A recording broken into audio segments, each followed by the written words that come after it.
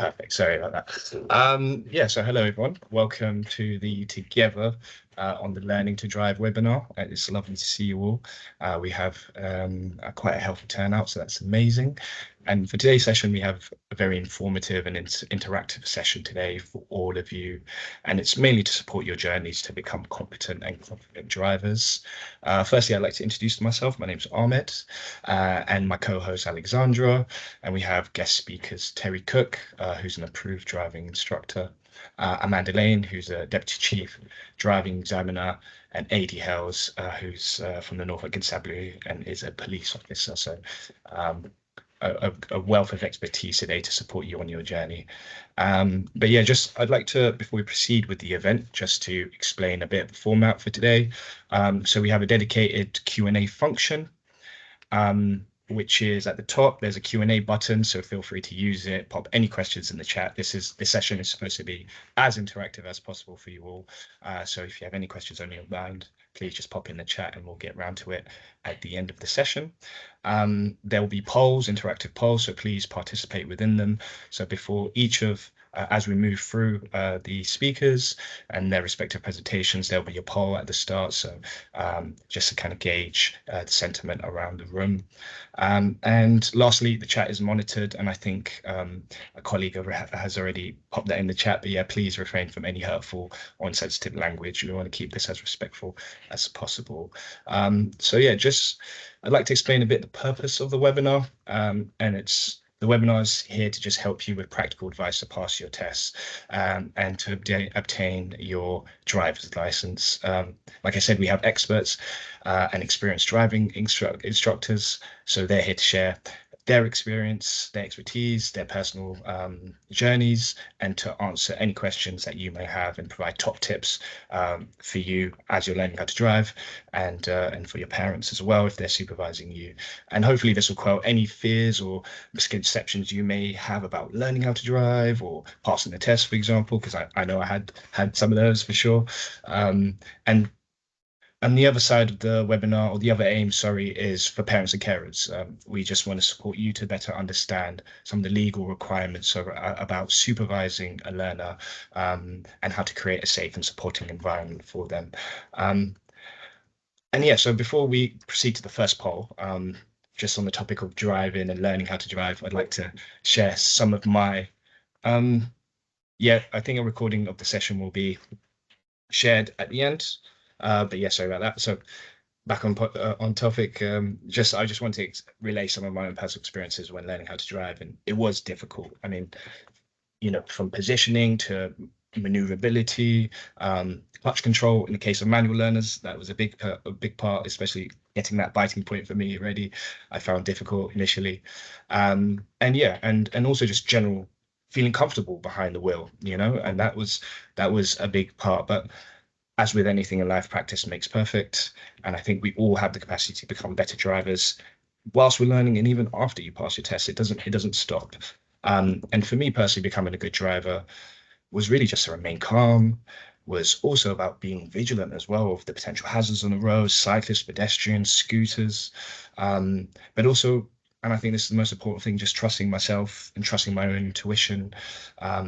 So yeah, so before I go into the first poll, I'll circle back at the end of the webinar and pick this up. But I'd like for you to, as you hear from our experts and all their wealth of experience, I'd like to you just to think about what a good driver looks like to you guys, and then hopefully we can pick that up, and please put any of your answers in the chat.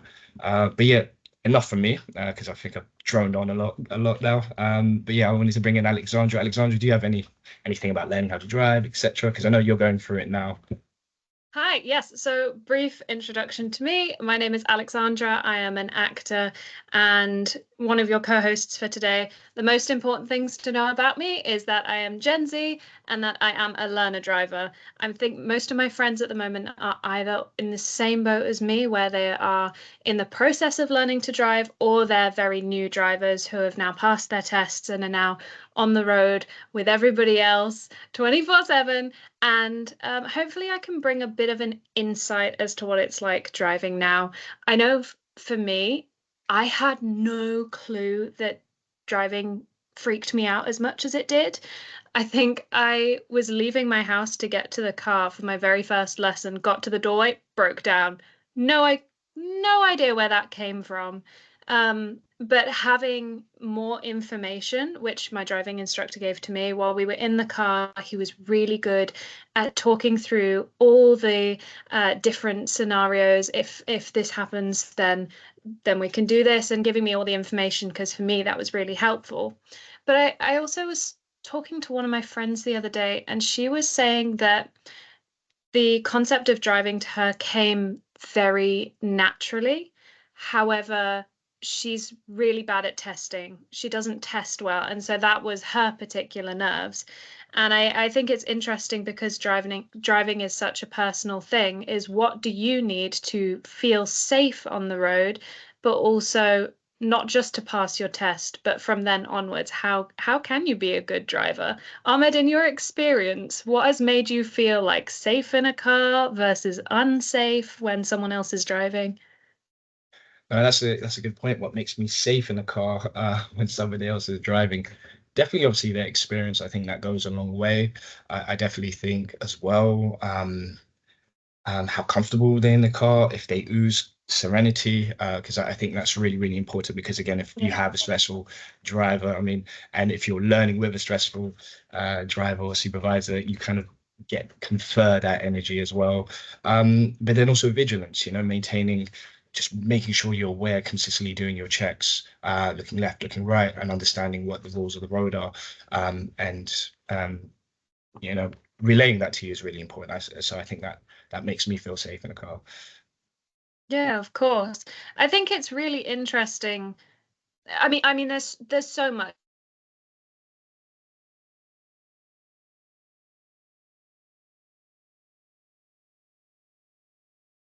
Oh, I think we're having technical difficulties here.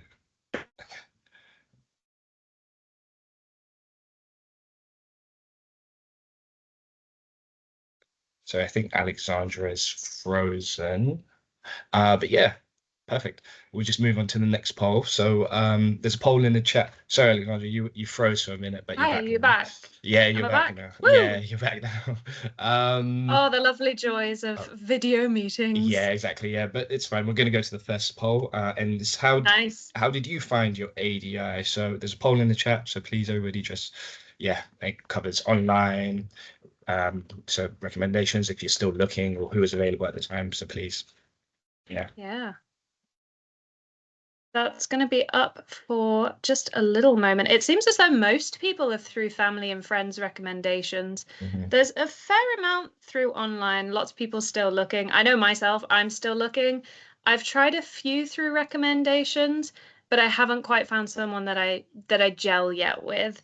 Um, Anyway, we are going to be speaking to multi-award winning ADI, that is approved driving instructor, amongst many other things, Terry Cook.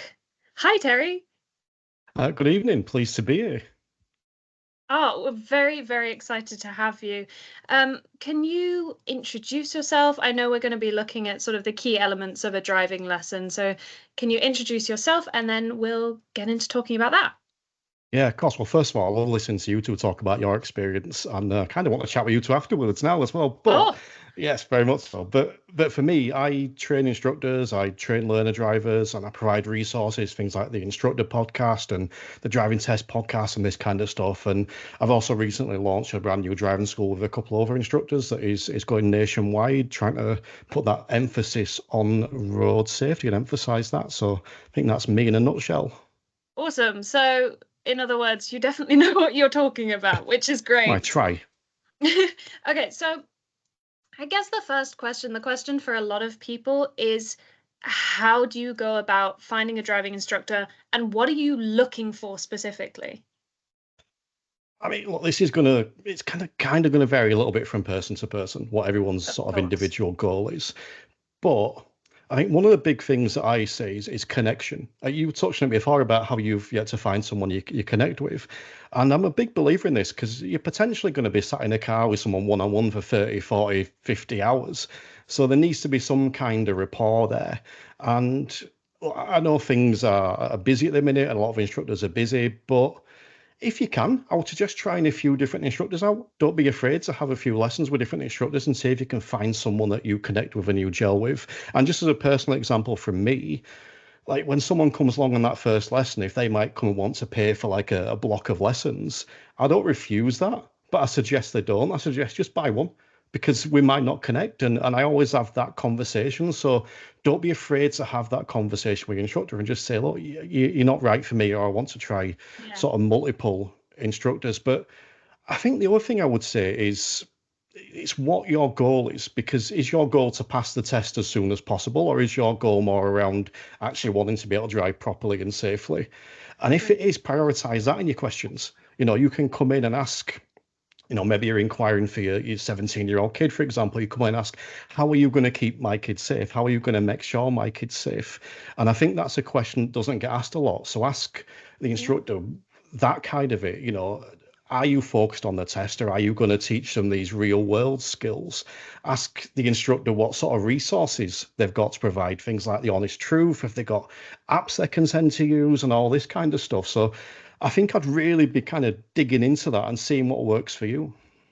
Awesome. No, that's fantastic. I think my parents would do the same thing of asking driving instructors, like, what are you going to do to keep my child safe? Because at the end of the day, driving it is a very, very important thing to learn how to do it correctly, because it's not just about you, it's about everybody else. And so that's a fantastic point. So now you've got a driving instructor, you've found someone that you're comfortable with. How can they support, for example, me while I'm doing private practice with my parents? I mean, I can't speak for every instructor, but what I can say is for me is I don't care how many lessons you have with me. So if you do 100 hours of practice with your parents and have 10 hours with me, you're still hopefully going to be that safe driver. Some people can't have private practice, so some people need just to come to an instructor. So I think it's looking at that balance, but in how we can support you with that. I think almost it go back to before we said about connection. I think communication is key here, and not being afraid to drop us a message. Again, there's times you might not be able to reply, but you're out with your parent or whatever, and something goes wrong. Drop us a message at the time. Pulled up at the side of the road safely, obviously, engine switched off. But drop us a message. This has gone wrong. Can we have a chat about this on the lesson? Could we arrange a call or something? There's absolutely nothing wrong with that. And I think there's a way to blend the two together as well. So, for example, you're out practicing and something's not going right. You come to the lesson and tell me. And then we go, okay, let's work on that today. Because a learner car, sort of an instructor car, is generally going to be a bit more safer than a car with your parent or your friend, because we've got those dual controls. So it might be we can change that situation, or we might have experience that we can use. But then we can also flip it the other way. So we could be doing, for example, bay parking. We could do a lesson on bay parking. And then in between our lesson and our next lesson, you could go away and practice that and drive to 4 different car parks and spend an hour in each car park practicing that bay parking, come back to the lesson, and you're like, yeah, I've sussed this now.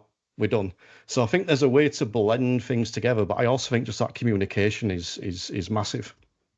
Yeah, that's awesome. And equally, so for example, I don't know where I'm going with the sentence. Hang on. Let me ask you another question. I'll see if I can remember what my original question was.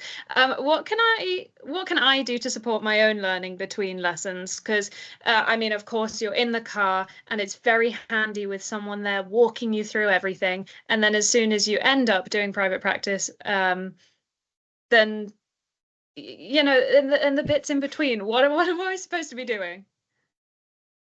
So this is a difficult question to answer, because there's stuff you can be doing, but it's an awkward one, because the best stuff to do is the official resources. So you've got things like the highway code, driving the essential skills. You've got the books there now; they come in app form and stuff like that. And on the Safe Driving for Life website, there's some excellent online courses there as well, based around them. Being completely honest, they're dull. We can't hide from that fact. No one, or I shouldn't say no one, very few people read the highway code for fun. But it's it's the most beneficial thing you can do. Those official resources are the most beneficial things you can do, but they're probably the least palatable. But then there's the flip side of it, which is social media, which are probably a lot less beneficial, but a lot more palatable. Because whilst there is some great social media stuff out there, again, there's podcasts, YouTube channels, TikTok, all that kind of stuff, there's a lot of misinformation out there. And again, this is where you can connect with your instructor. And for me personally, I've got students that probably every day someone will send me a TikTok video they found and they'll be like, is this genuine? Is this correct? And it's either misinformation or just something that's been misinterpreted slightly or put across wrong. So in terms of what you can be doing away from lessons, away from private practice, I think you've got the official resource, which is kind of the most beneficial but the least palatable, and then the social media, which is more palatable but maybe less beneficial. So a mix of them might work quite well. Yeah, I remembered my question actually. It's about, so a couple of my friends, I know myself, where I'd like to private practice with one parent and maybe not the other. So what can a supervisor or a parent do to make their child feel comfortable doing private practice with them?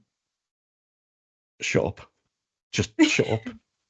There's too much noise, and I go back to when I learned to drive. I learned to drive 20 somewhat years ago. I don't want to admit to that, but it was kind of the old style way. Someone sat next to me, shouted at me for an hour, and eventually I learned something.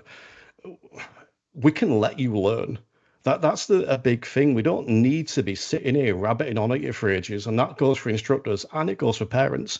I think one of the best things that a parent could do is say, what's going to benefit you most from today? What do you want to practice? Because maybe you want to practice something you've done on lessons, something specifically you've been struggling and you want to go and repeat that. But if a parent or whoever's, along with you is saying, let's do this, that might not be the beneficial thing for you. And that's not saying that those people can't offer an opinion. It's not saying they can't offer suggestions, but I think largely just shutting up and letting you take a bit of a lead has a much bigger impact. Yeah, I completely agree. How can a person prepare for driving after their test? Because of course you prepare for the test, but then you're out on the road and you've got to make sure that you continue to know what you're doing. See, I think this is a good question, but I think it's almost the wrong way around, because yeah. I don't think we should be learning to pass a test. I think we should be learning to drive. I think 90% of, probably more, 95% of what we're doing should be learning real world driving and then sprinkle a little bit of the driving test stuff on top. And I mentioned bay parking before, and this is probably the best example in that on your driving test, if you get a bay park, you probably go into a reasonably quiet car park. You will be directed toward a section of the car park where there's a series of empty bays, because generally the examiners don't want you parking next to another car. So that isn't real world driving. I went to Morrison's on my lunch break today. I had to park in between two cars. That's real world driving. So I think what we should be doing is making those situations harder and making it real world. So you learn to practice bay parking, you learn in the nice quiet bay. Then when you get good at that, you learn to go next to a car. Then when you're good at that, you go between two cars. Then when you're really good and you're really getting confident, you go in a multi-story car park and try and park on every level. Then when you go on your test, and you get a bay park and you go to a nice quiet car park and you get 3 empty bays that you get to in the middle of, well, how easy is that reverse bay park then? So I think it's making those things harder in real life. And look, real life, so where do you work? Do you want to drive to work on this lesson? Do you want to other things we're going to tackle in real life? So I'm going to set you a destination. You have to figure out how to get there. Are you going to use a map? Are you going to use sat nav on your phone? Are you going to lose local knowledge? And I had a last example from me for this, actually. I had a student who'd done some motorway driving recently. She did 4 hours. And afterwards, she was telling me, she's like, I've just done 4 hours on a motorway. I've done pulled into services. I've done all this overtaking. We've done smart motorways. We've done sat nav. How easy is my test going to be compared to this? So if you're getting your driving stand up there, that doesn't mean you won't get nervous, but your confidence is going to be a lot higher, which is going to reduce those nerves. So while I appreciate the question, I do think it's a good one. I think if we focus more on learning to drive and less on the test, you're going to be much better prepared for a test anyway. That is brilliant. Thank you so much for your time, Terry. Pleasure to be on it. Really appreciate hearing from you. And if you want to hear more from Terry, to the people listening, you've got a podcast, is that right? Yes. So anything instructor related is the Instructor Podcast, or if you want to find out more around the driving test, you can check out the Driving Test Podcast. Awesome. Thank you so much. I actually, Ahmed, I'm sure you picked up on this as well, because you had two different instructors and one you connected with more than the other, right? Yeah, I did. And I think Terry really hit the nail on the head, particularly having that connectivity, that rapport with your ADI, because it's really, really important. But then also just allowing yourself to trust your own intuition and learning how to drive instead of just being sat in the vehicle being shouted at for an hour, which was definitely my experience in the first at least 10 to 15 hours. And I didn't really learn. Yeah. So that was for me, it was quite stressful. And so yeah, and then again, but I think really again, Terry was a key takeaway is learning how to drive is one thing, but then translating that to practical real world driving is a whole other thing. And I think, and that's how we should kind of look when you're learning how to drive is yes, it's translating that into practical real world driving, which is really, really important. Yeah. So study for the real world driving, and then within that, learn how to take your test. It's a good takeaway. Yeah. And everybody, please listen to Terry's podcast as well. I think you're going to Yes, get great information from there.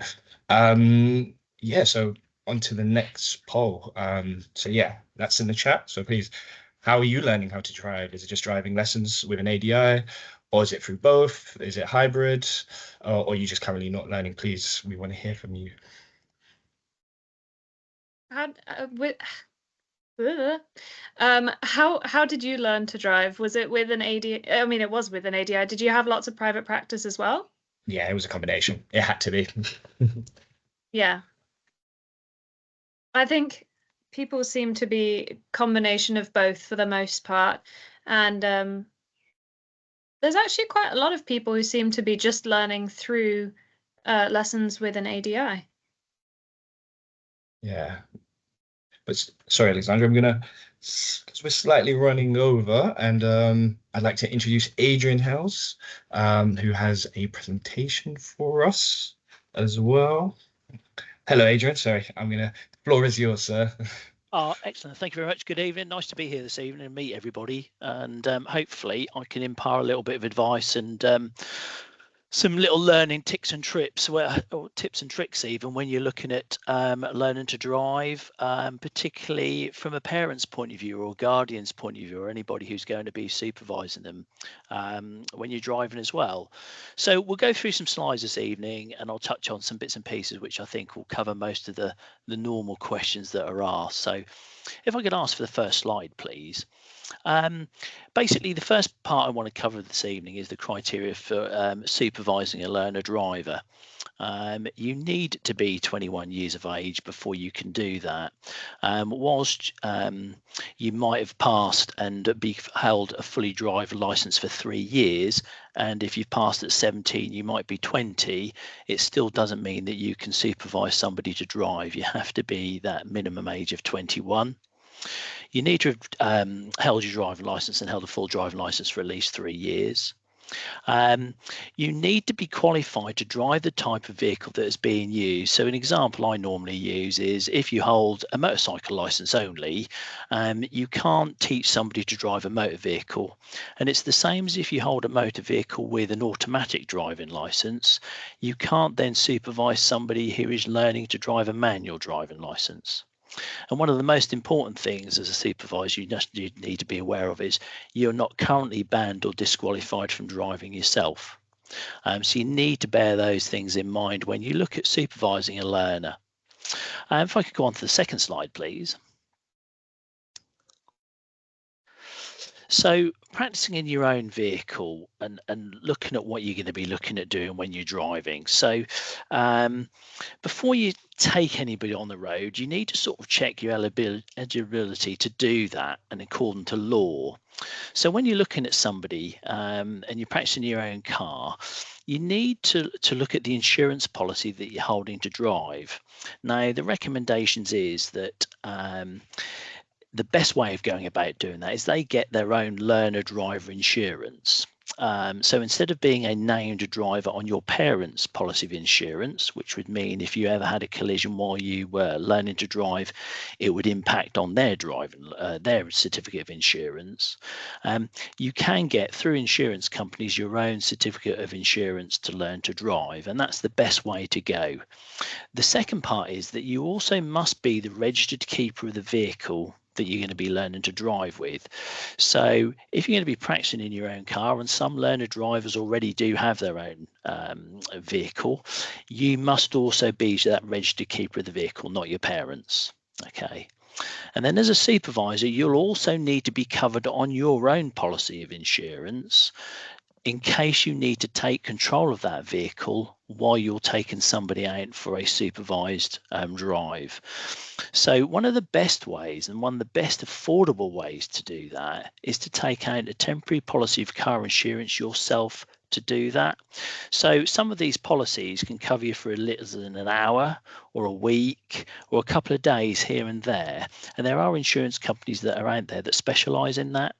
So again, it's just to try and make it a bit more affordable to take out somebody for a supervised lesson is to look at taking out that policy of insurance.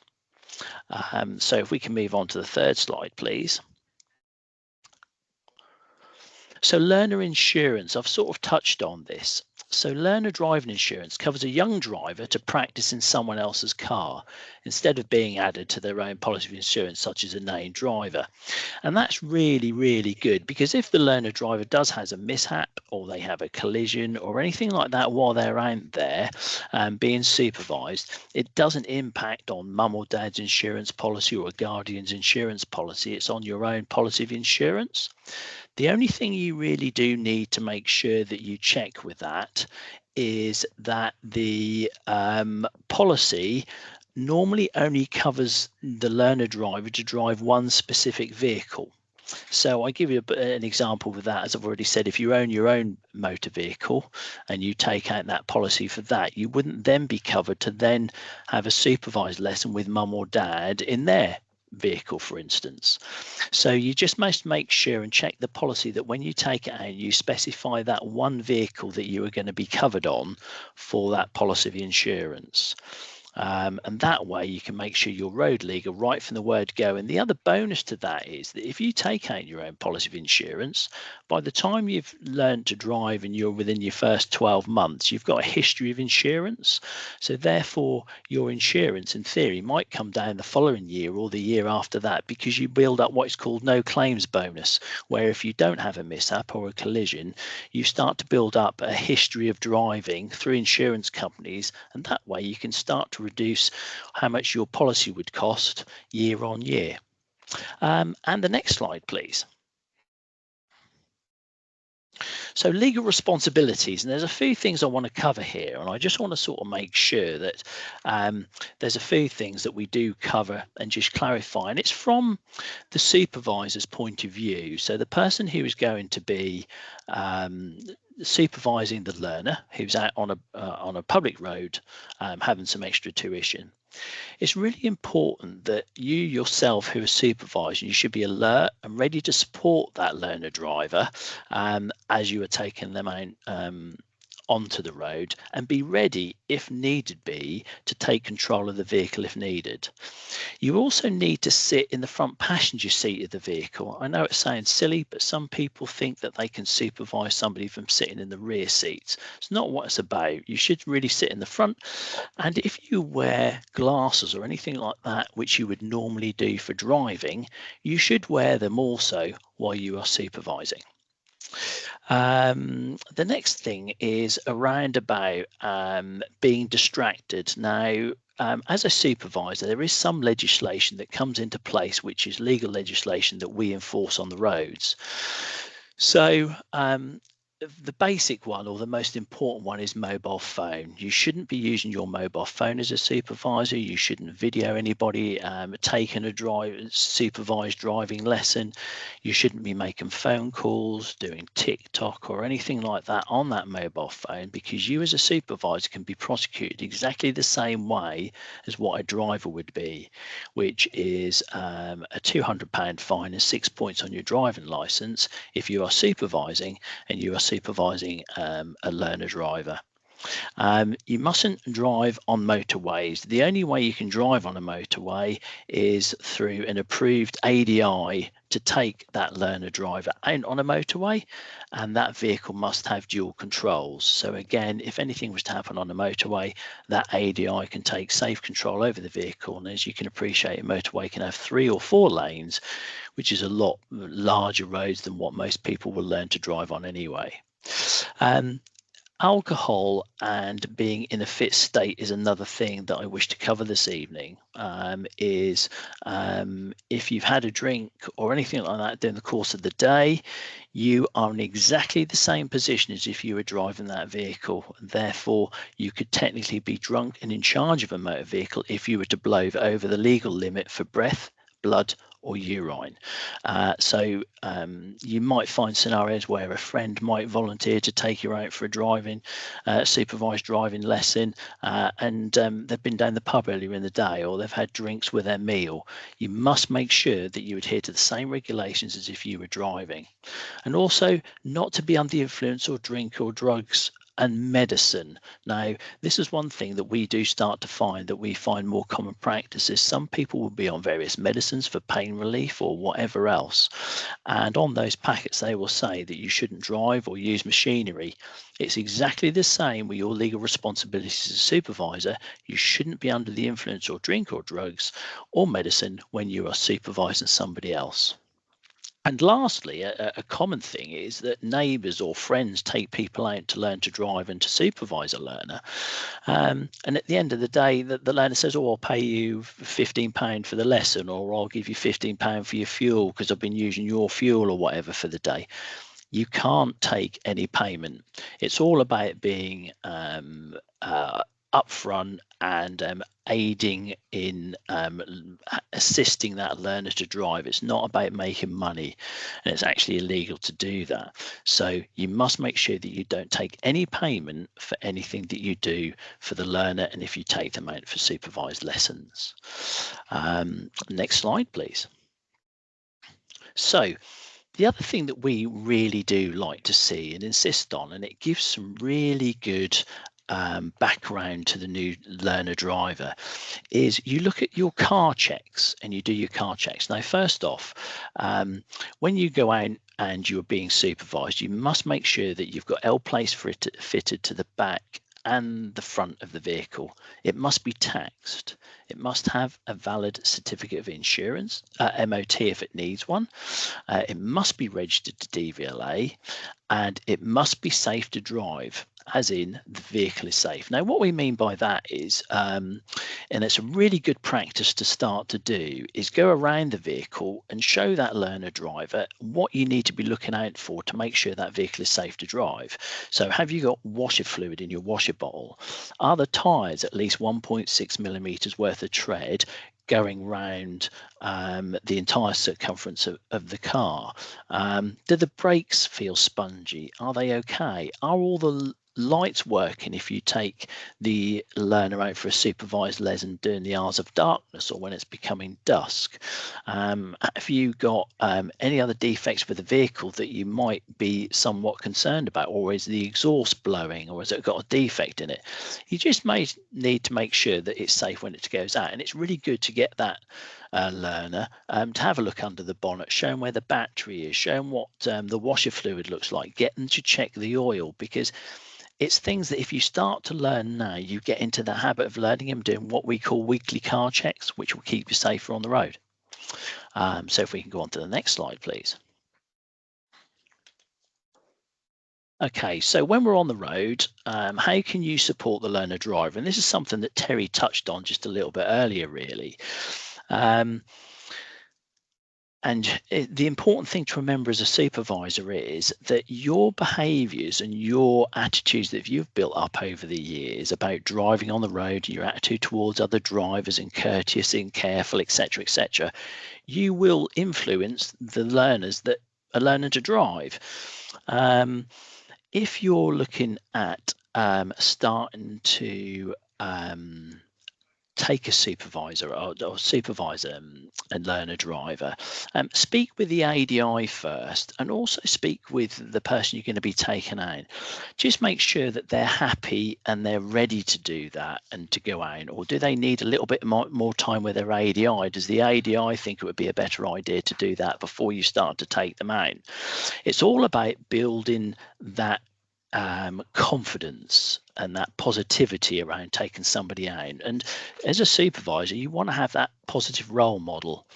Plan your lessons carefully. Don't go onto roads that you don't know yourself or you very rarely drive yourself. Start off on roads that are quieter and that you know well, so you can drive around and make sure that you're coming up to junctions, you know roughly what to look out for even before the learner gets to that junction.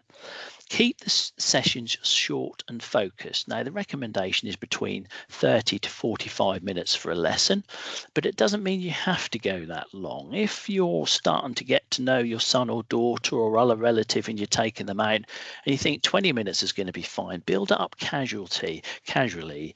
And it's all about making them have that confidence and having that confidence to drive, having confidence in their ability. And encouraging them. It's a safe learning environment, and if you don't feel very comfortable with driving on one occasion, it might be raining or it might be getting dark, then come home early or return from the lesson early.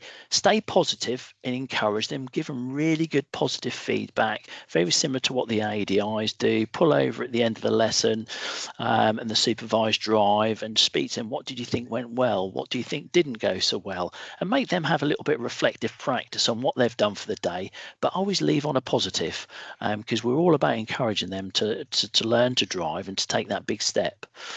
And lastly, just review the tips on how you can be a focused driver. Norfolk County Council's website has some great advice for that, and staying focused on while you're driving. And it's really good to visit their website for that and just have a look. So that's what the recommendations would be for that. And then the next slide.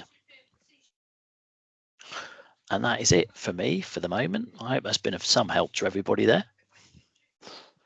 It really has, Adrian. Thank you so much. It was such a robust and informative presentation and covered all areas as well, particularly the legal requirements, best practice, and what being a good role model is for supervisors for their learner drivers. So thank you so much. But yeah, going to swiftly follow on. And yeah, sorry, going to swiftly follow us, Alexandra. Yeah, and with the next poll, all yours. Our next poll is in the chat, so have a look at what you think the recommended number of hours of driving lessons with a driving instructor is. There is a correct answer. Of course, if you need more time to feel like you are more prepared, that you are prepared to be driving, not just for your test, but driving in general, then of course, take your own time. But while that is going, majority I am going to introduce Amanda Lane.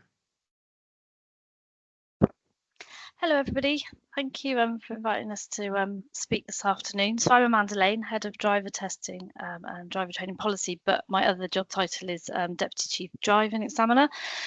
So I joined the agency about 13 and a half years ago as a driving examiner. Previous to that I was a driving instructor, so I've done a bit of everything. So I went from being a driving examiner on to manage the test centre, then the area, and progressed on into policy team. And now look after the content and the standards of the driving test, which brings interesting days every day. So I've also had the the advantage of teaching both my own children to drive. So when somebody put in the chat a minute ago about disagreements, I remember those well. So even in my job at the time, my son at the time thought he knew better. So I think that just comes with the territory of teaching your own children to drive. It does sometimes, yes. The people in the chat seem to have mostly gotten it correct. It should be 45 hours of driving, which I'm sure, Amanda, you well know. So I'm going to the stage is all yours. You can walk us through the Ready to Pass campaign. Lovely, thank you. So yeah, that's what I'm here to talk about today. So after COVID, this campaign was launched, and it was more to help people prepare, and it is titled Ready to Pass, but it's more of a capture title. Really, it's about making sure you're safe, competent, and able to drive safely and responsibly once you've passed your test. And that's really what's key, is about putting safe drivers on the road. Could I have the next slide, please? Thank you. So when the campaign was developed, 53% of learners said they felt completely prepared for their test. And unfortunately, the pass rate for tests is still below 50%. We'd obviously like that to go up, because if that goes up, we don't need to do so many retests, and then obviously the demand isn't as high as it is.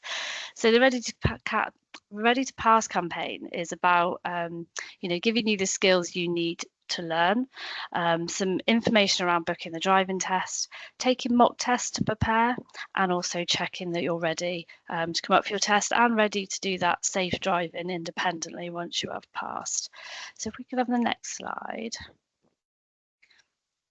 So as we said a minute ago, when it comes to driving practice, we do recommend for 45 hours of driving lessons with an instructor, with 22 hours of private practice.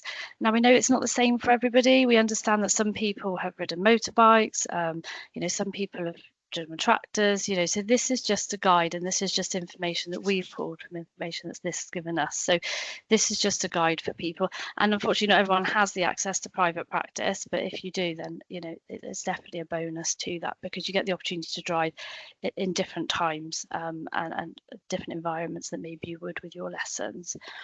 If we could have the next slide, please. So there's 27 skills you need to learn to become a safe and competent driver.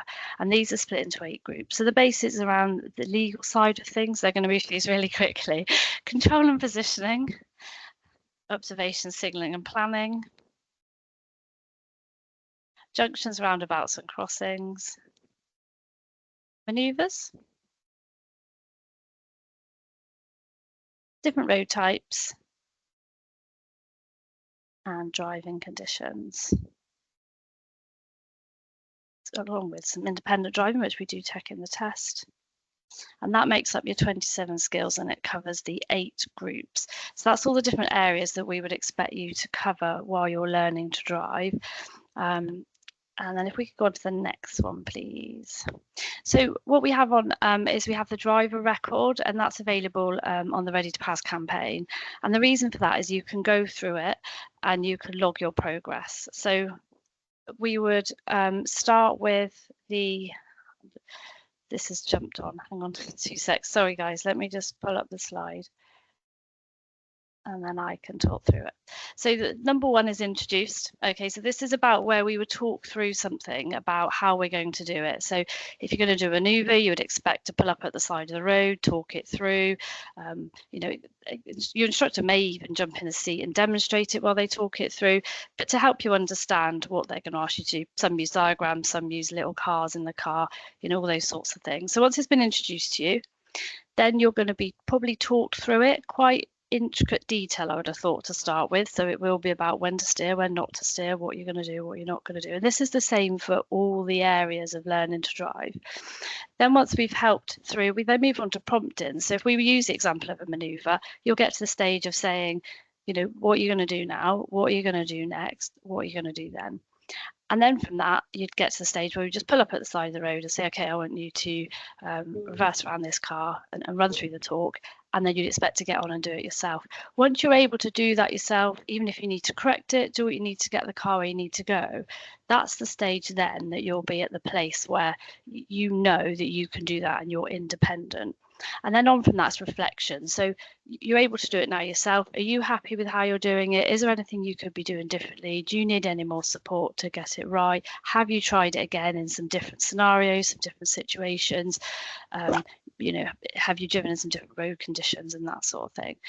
So the learning record will help you run through all the different areas, and then to get to this stage on all of the areas you need to be on.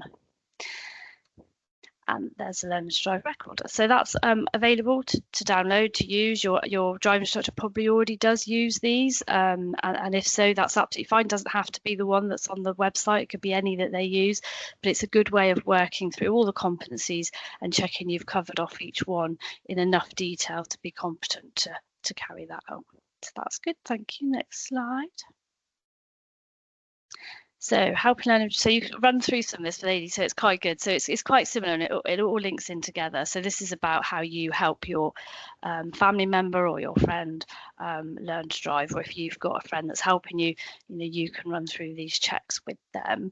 And so it's about getting enough training and practice, supporting people to only take their test when they're ready. And when we say ready, we don't say ready to take the test, ready to drive independently on their own. That's the key thing. The test is a tiny little bit of the learning journey. In fact, probably about 45 minutes of it, of what a learning journey could be quite a few hours. So the key bit is, are you confident that if your son, daughter, friend pass their test this afternoon, that you could wave them off at the end of the road and be confident that you've done everything you can to get them as safe as you can to drive independently? And that's the stage you want to be at when somebody goes to take their test, not at the stage of thinking, oh, I hope you pass today, I hope you get through. It's a bit ropey, but it'd be good if you did, because it makes it easier for us. I get that. I live in the countryside, picking my kids up from work at 10:30, 11 at night, because I had to get up early in the morning for work. It makes such a difference when they learn to drive, and that can sometimes motivate us to get them on the road, but we've just got to make sure they're safe to be doing it on their own. Next slide, please. So booking your driving test, we would prefer you only book your driving test when your instructor says you're ready to do so. The only official place to book your driving test is on gov.uk. We know that there's other means at the moment of booking your driving test due to the high demands, but please, and I know it's a difficult one, but please do only use the gov.uk website. We do not endorse or run any other driving test cancellation services. And quite often with these cancellation services, you have to give over all your personal information. So you're giving over your name, your address, your driver number, which has got your date of birth in it, and various other information. And what's happening then, these companies have got that information about you. That's a lot of personal information to hand over for a company that you don't know what they're going to do with it. And then unfortunately what's happened is they're using other people's information to book and hold tests, or they're moving tests with this information. And then what we're having is people turn up for a test that doesn't exist because they've sold them a test because they've got their information, and then they've moved it on and sold it to somebody else and somebody else. So we've got people arriving at test centres that haven't got any tests booked in the system because they've used one of these booking apps, and unfortunately they've fraudulently moved the test on. So please only use the gov.uk website. Please be very, very careful about who you're handing your personal information over to. And like I say, we don't endorse those. So please be aware of that. There is a bit more information on that on the Ready to Pass website. So please do have a look.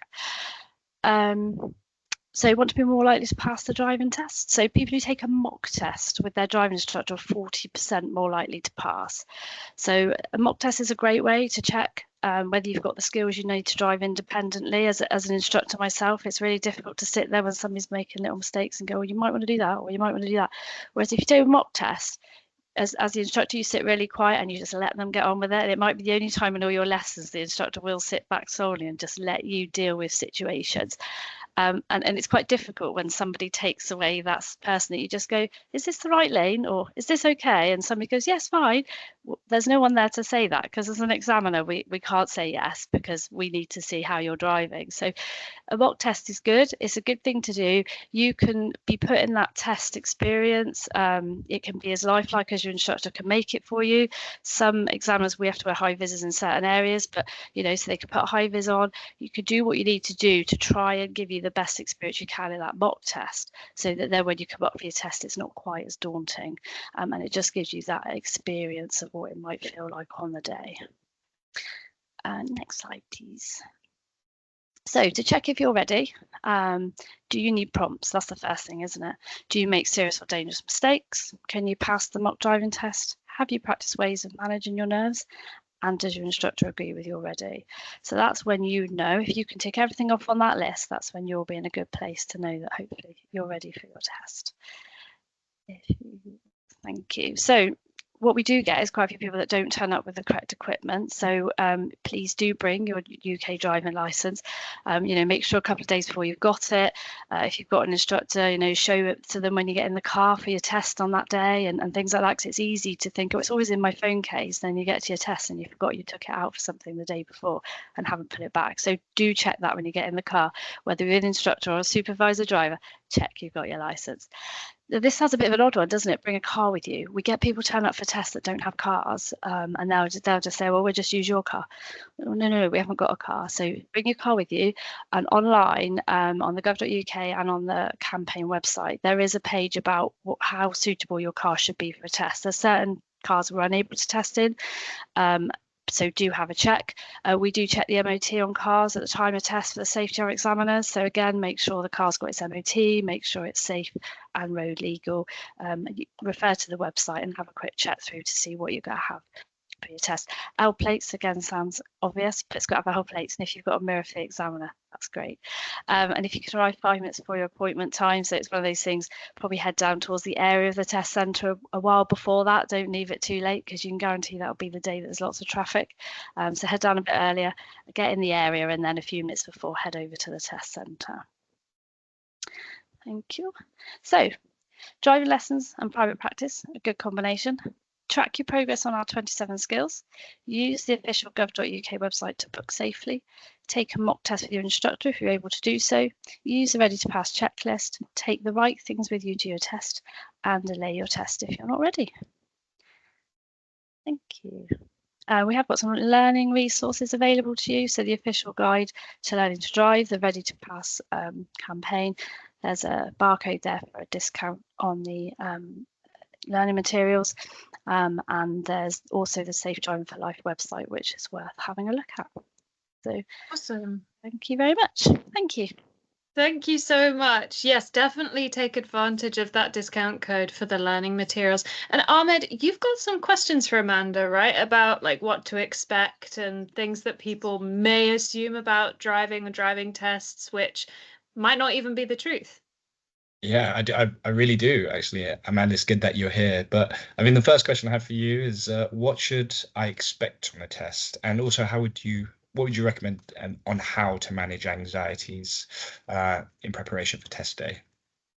Yeah, it's a really good question, isn't it? Because nerves are so difficult, aren't they? And we see people obviously in all sorts of nervous states, and it's really difficult for me as an examiner to see that, because I want them to be in the best place they can be to show me they can drive safely.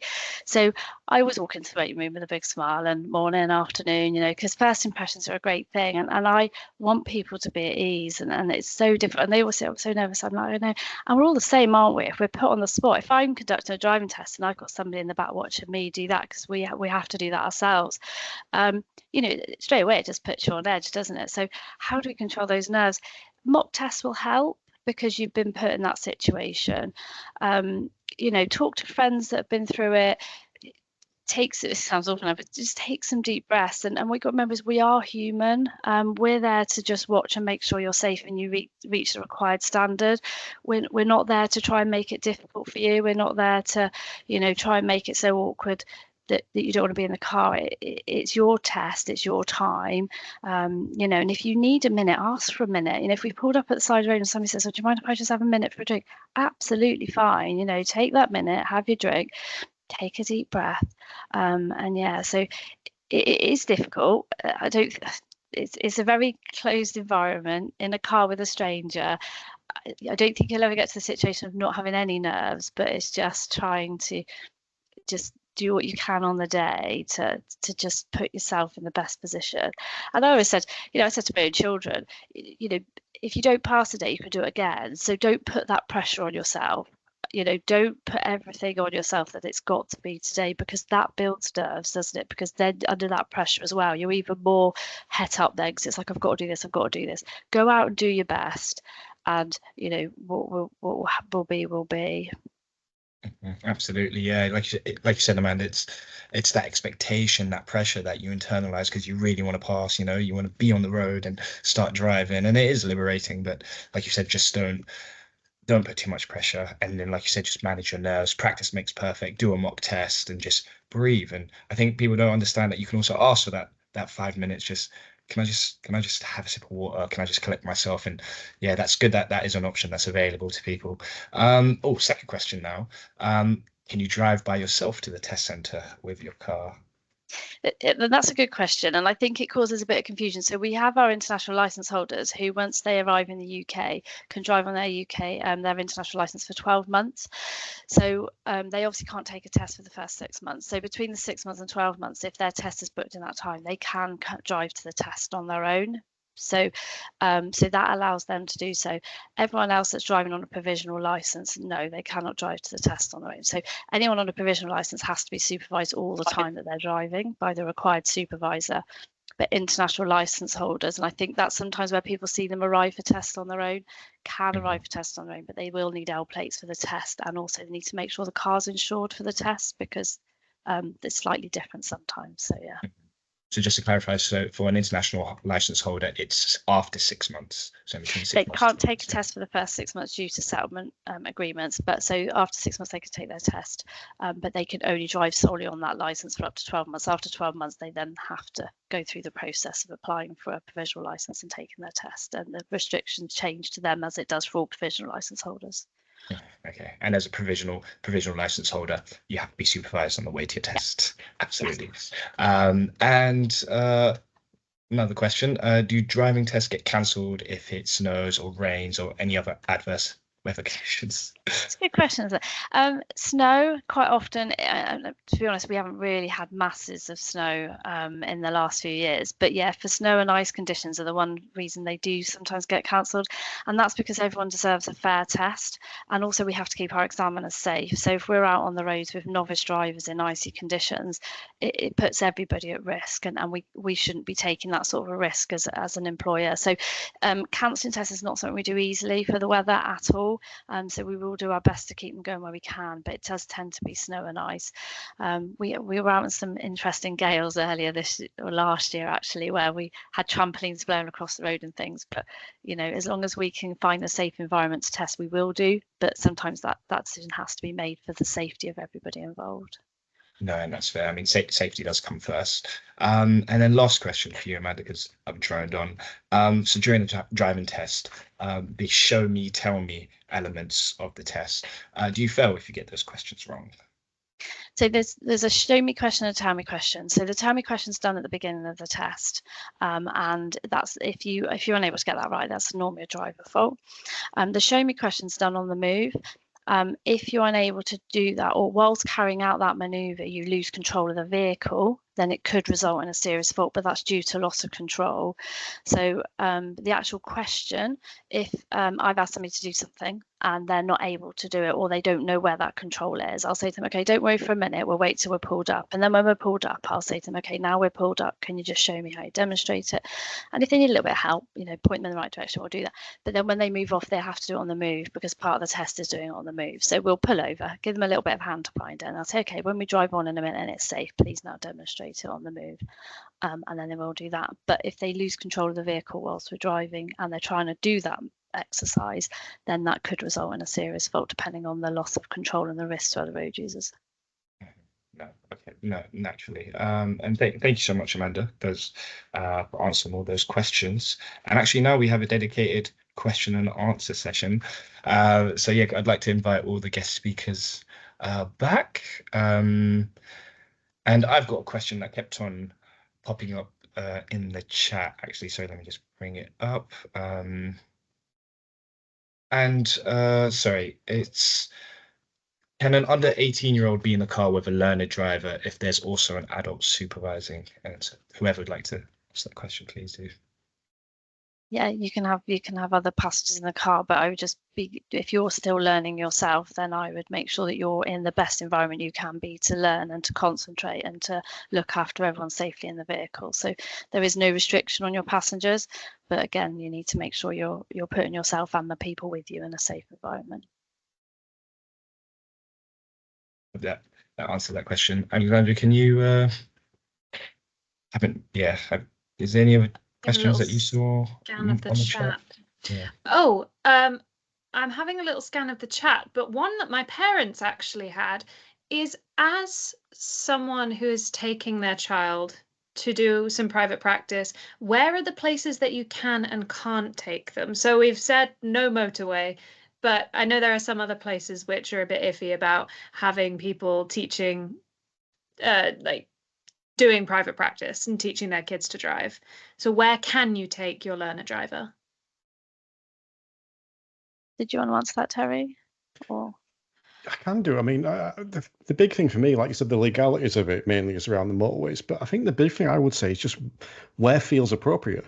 You know, if for example, the learner has never joined a dual carriageway off a slip road, I don't necessarily want to be doing that for the first time in a car that hasn't got dual controls. You know, so it's making sure that you're in a safe environment, and as the supervisor, that you're in an environment that you can manage. So I kind of spoke a little bit before about this idea of, as a supervisor, sometimes we need to shut up and take notice of what the learner wants, but we also have to make sure that we're in that safe environment. So if it's an environment you're not comfortable with, then maybe that's something you leave for the instructor. I think I'd throw that one in there. Awesome. Just before we carry on with a couple more questions, we're going to put a survey in the chat. If you could fill this out, everybody watching, if you could fill this out, just take a couple minutes now, that would be incredibly helpful right after the call ends. And you do have the opportunity to win £50 worth of learning to drive resources just by filling out the survey. Okay, right, we've got some more questions. Someone's asked if if a learner driver is doing manual driving lessons, can they drive an automatic car if it's the parent's car? Yep, yeah, they can drive either. That's absolutely fine. And in fact, we are getting a lot more people now up on test in automatic vehicles because that's the way the world's going. But they can learn in either. And in fact, it's probably quite good to have practice in both whilst you're under supervision, especially if that's the sort of car you're going to be driving afterwards. Would it be okay if I touched on a couple of comments I saw? Of Yes, course. please, Terry. Yeah. Because I've seen a couple of comments in there talking about how they feel like instructors are basically taking advantage and that almost using safe drive as an excuse. And I think, firstly, if you've experienced that, then I'm genuinely sorry, because I'm sure there are. I mean, my take on that is I still get charged for a haircut. You know, so there are people that are going to be taking advantage in any profession you go in. I don't think there's that many. And if you've experienced that, I would strongly suggest you see if you can get some recommendations from friends or people you know that have had that good experience with an instructor. But I think that also ties in a little bit what I was speaking about before about digging into the instructor you go into, not just asking about pass rates or how much you charge, but actually inquiring about what they do. You know, and even just to go a little bit further, and I hope that Amanda doesn't mind me saying this, but she spoke a little bit earlier about the process of learning to drive, that you start off being talked through stuff and then you move on to prompted and then you move on to that. And a lot of instructors are moving away from that now. And we actually ask what you want. So even on that first lesson, you know, I'll often ask students, do you want to give this a go? Do you want to try moving away from the side of the road? Can you tell me what you know about setting off from the side of the road rather than just telling them? And it sounds like a little thing, but that's me finding out what you know, and it's you showing what you know, and it's these little things that can make that learning journey not only faster but more effective. So if you have had that bad experience with a driving instructor, you can report them. You know, if you feel someone's been massively unfair or taken advantage somehow, you can report them. But also, like I said, see if you can do a little bit more digging before you go for that first lesson, including looking at things like reviews and recommendations. Awesome. Thank you very much. Can I ask, do you need different insurance for the test day? We always recommend that people contact their insurance companies to check they're covered. So bizarrely, some provision insurance doesn't cover for the test because you're technically driving unsupervised during the test. And so it's always worth giving your insurance company a ring and just checking that it is insured for test. A lot of the smaller insurance, like days and weeks now that Adi was talking about earlier, they now do cover the test because they're solely for that purpose. But it's always worth giving them a ring and checking it is valid for the purpose of the driving test. Awesome. I have a question. Sorry, go on. Last question, I think. And I think it's for you, Amanda. What are the 2 or 3 main reasons that people fail their test? So the main one is junctions observation, and that's been sort of top of the list for a while. So the top 10 reasons for failing your test are on the Ready to Pass campaign website. I want to say, if not, they are on gov.uk. They are published. And if you want us to find the link, I can do that. So observation, and quite often is just a misjudgment. So it could be a roundabout where you've sort of looked coming into it and misjudged the speed of other vehicles, and then you've emerged in front of them and caused them to brake, or you've come out of a junction and not looked both ways. So observation, and I think because observation moves very quickly from being no fault to being a serious fault due to the speed of the vehicles, and the fact that you're emerging quite often from a junction or a roundabout. So with that, we do get quite a lot of faults around observation. So it's being confident that the gaps you're taking or moving into are safe for you to do so. But yeah, is it okay if I just follow up on that briefly? Yeah. Of course. Because what Amanda says is obviously 100% correct. That's what's marked on the sheet. But I think it's important that whether you've got an instructor and you've gone, or whether you've gone by yourself to a test, you look at the reason behind that, because often it's a different reason for missing that observation, or you stall on a test when you haven't stalled for 20 times on a lesson because you're more nervous. So it's not because you can't control the car, or it's not controlled because you don't know where to look. It's because potentially the pressure is different on a test, or something in that situation has changed. So I think that when you get that test report back, yes, by all means, look at the faults and use that. But look into the reason why you made that fault. That's how you then improve, not just going, oh, now I'm going to check my mirror every time. It's like, why didn't you check your mirror on that occasion? And that's how you're then going to learn and develop and then pass next time. Awesome. Thank you all so much for coming on and sharing your infinite wisdom. I mean, for me, it's been really helpful, so I can only imagine how helpful it's been to everybody else. We have one last poll. So following the information that you guys listening have heard this evening, what are your next steps? What actions are you going to take? This poll is now in the chat. So if you could fill that out, we'll see some interesting answers. And also just to remind you about the survey, it's also within the chat, and if you fill it in, you have the opportunity to win £50 worth of learning to drive resources, which will be incredibly helpful for you or for your learner driver.